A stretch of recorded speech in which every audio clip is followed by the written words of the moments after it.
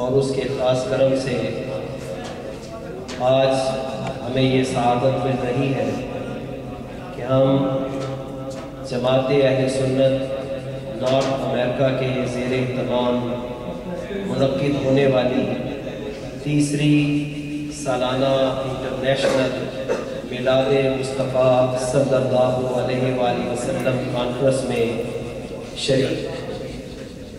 میں آنے والے تمام معزز سامعین، تمام حضرات، تمام خواتین کا تہہ دل سے مشکور ہوں۔ اللہ تبارک و تعالی آپ سب کی حاضری کو اپنی بارگاہ میں قبول اور منظور فرمائے۔ اس عظیم الشان میلاد مصطفیٰ کانفرنس کا آغاز تلاوت کلام پاک سے کیا جاتا ہے، اور انشاءاللہ ہم کوشش کریں گے کہ اپنے جو وقت ہم نے طے کیا ہے اس کے اندر اس پروگرام کو پائے تکمیل تک پہنچایا جا سکے۔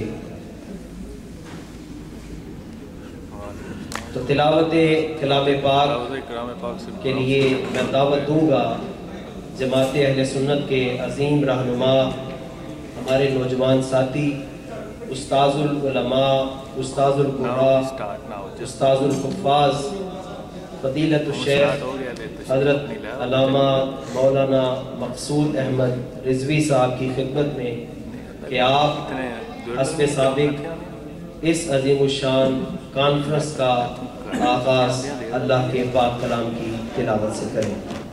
تو جب تلاوت کی جائے اس کو پوری توجہ کے ساتھ سننا جو ہے یہ انتہائی ضروری ہے۔ جناب حضرت مولانا قاری مقصود احمد رضوی صاحب قرآن پاک پڑھیں گے۔ اللہ تعالیٰ قرآن میں فرماتا ہے اِذَا قُرِئَ الْقُرْآنُ فَاسْتَمِعُوا لَهُ وَأَنصِتُوا لَعَلَّكُمْ تُرْحَمُونَ۔ جب قرآن کی تلاوت کی جائے، جب قرآن پاک کو پڑھا جائے تو خاموش ہو جاؤ اور ہمہ گوش ہو کر پوری توجہ کے ساتھ تلاوت کلام مجید کو سنو۔ یا اللہ تو پھر کیا ملے گا؟ فرمایا لعلکم ترحمون، پھر میں تمہاری جھولیوں کو رحمتوں سے بھر دوں گا۔ تو جہاں قرآن کی تلاوت ہوتی ہے وہاں اللہ